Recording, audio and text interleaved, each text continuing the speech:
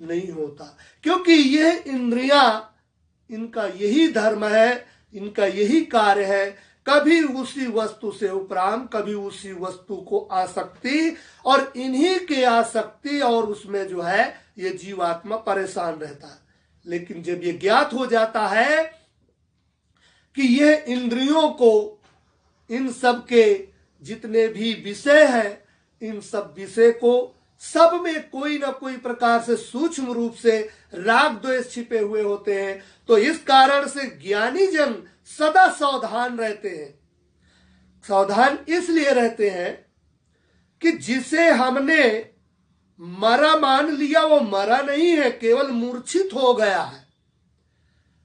जिसे हमने मरा मान लिया वो मरा नहीं, वो केवल मूर्छित हो गया है। और यदि असावधान हो गए तो वो समय आने पर पुनः फिर जो है यानी अपना प्रवाह दिखाएगा। ये अजय है, लेकिन इनको केवल दबाया जा सकता है। ये कौन कौन से? जितने पंच विषय हैं। नासिका में आप जो है कपास रख लोगे, आपको दुर्गंधी सुगंधी का अनुभव नहीं होगा, लेकिन जो ही कपास नासिका से हटाओगे आपको सब अनुभव होगा। ये जितने भी विषय हैं, ये कोई भी विषय नष्ट होने वाले नहीं है।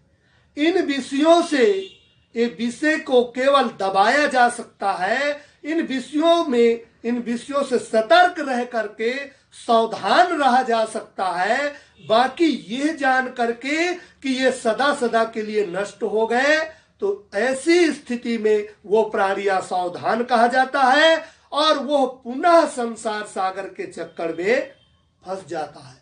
तो इसके लिए भगवान इसीलिए सावधान किया है कि इन जितने भी काम, क्रोध, लोभ, मोह आदि जितने भी हैं, ये कभी मरते नहीं हैं, ये केवल मूर्छित हो जाते हैं।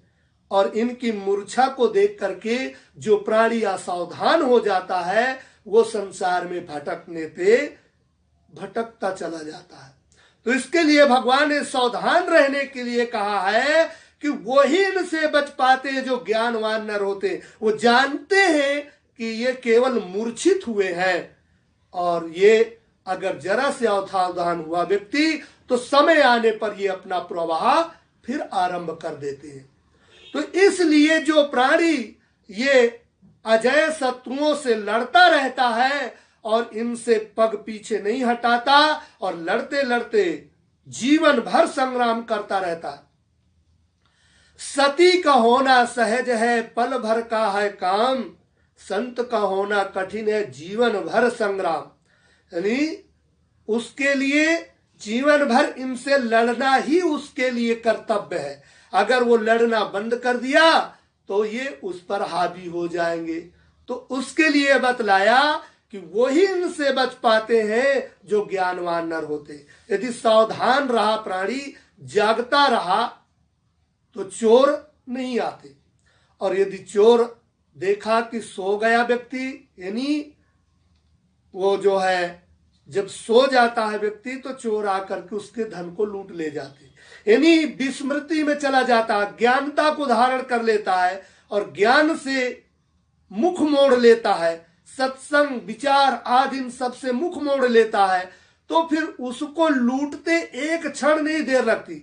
जरा से पहरेदार दूर हुए, गनरदार के सिपाही अगर दूर हुए तो तुरंत आक्रमण कर देते हैं जो उसके शत्रु हैं। इसी तरह जितने भी सत्संग, संयम, नियम, विचार आदि जितने भी हैं, ये पहरेदार अगर जरा से भी हटे नहीं, सावधानी हटी कि दुर्घटना घटी। ये जितने पहरेदार हैं, जब तक ये पहरा लगाते रहेंगे तब तक उस प्राणी को निश्चिंतता रहेगी, कोई दिक्कत नहीं।